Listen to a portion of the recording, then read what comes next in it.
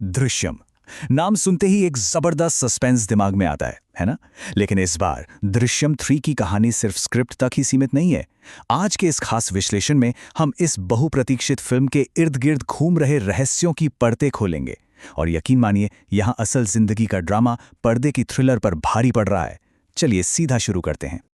आज हम बात करेंगे डरे हुए जॉर्ज कुट्टी की वापसी की, टीजर को लेकर लोगों के बटे हुए रिएक्शंस की, कैसे इंटरनेशनल जियोपॉलिटिक्स ने इसकी रिलीज डेट खिसका दी, स्ट्रीमिंग राइट्स की वो उलझी हुई कानूनी लड़ाई, और आखिर में मॉलीवुड में बॉक्स ऑफिस के उन बड़े दाव की जिन पर सबकी नजर है। तो चलिए सबसे पहले बात करते हैं भाग 1 की, डरा हुआ जॉर्ज कुट्टी और उसके अंदरूनी खतरे। इस बार कहानी का नैरेटिव पूरी तरह से शिफ्ट हो गया है।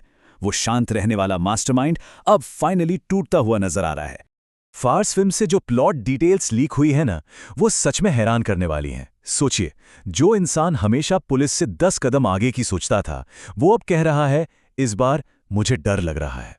मतलब असली खतरा अब बाहर की पुलिस या जांच का नहीं है, बल्कि खुद की अंतरात्मा और उस नाजुक सी दुनिया के बिखरने का है जिसे उसने इतनी चालाकी से बुना था।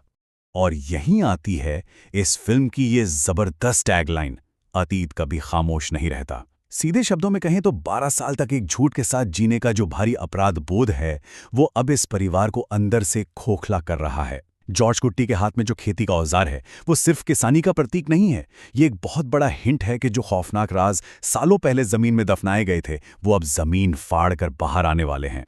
अब जरा इस टाइमलाइन पर नजर डालिए।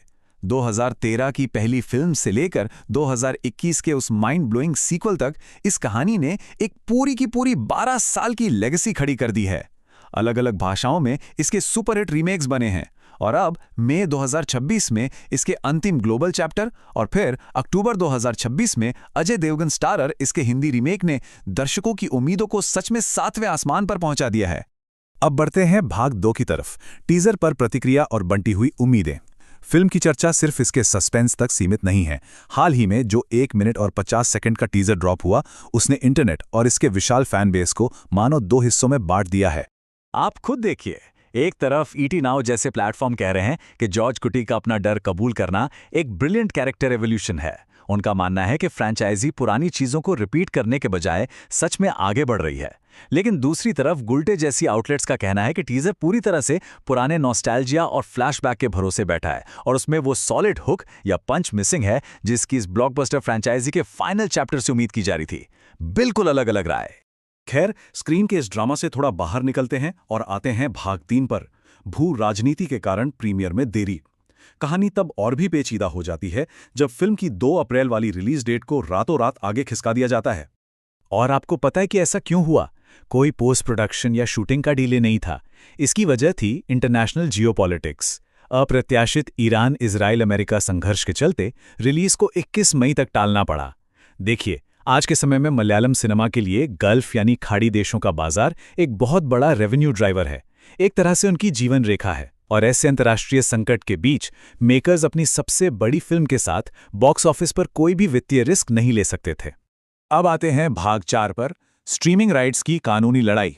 इंटरनेशनल टेंशन तो एक बात है, लेकिन एक बहुत बड़ी विडंबना देखिए।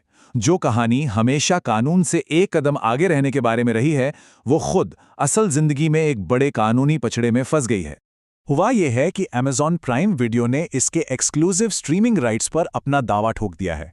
उनका कहना है कि निर्माता आशीर्वाद सिनेमास के साथ उनके पुराने एग्रीमेंट के तहत इस फ्रेंचाइजी पर फर्स्ट प्रेफरेंस और एक्सक्लूसिविटी सिर्फ उनकी है। आपको याद ही होगा, दृश्यम 2 सीधे प्राइम पर रिलीज हुई थी और बहुत बड़ी हिट थी। इसी के चलते दिल्ली हाई कोर्ट ने निर्माताओं के खिलाफ एक अंतरिम स्टे यानी रोक लगा दी है। मतलब साफ है, जब तक ये मामला नहीं सुलझता, मेकर्स किसी और ओटीटी प्लेटफॉर्म से कोई भी नई डील फाइनल नहीं कर सकते। और अंत में चलिए बात करते हैं भाग 5 की, मॉलीवुड में बड़े दाव और नया वित्तीय बेंचमार्क। इन सारी कानूनी लड़ाइयों और विवादों के पीछे आखिर असल वजह क्या है? वजह है इस फिल्म की छप्पर फाड़ कमाई करने की क्षमता। जी हां, 200 करोड़ रुपए। कुछ सालों पहले तक मलयालम इंडस्ट्री में इस नंबर के बारे में सोचना भी नामुमकिन सा लगता था।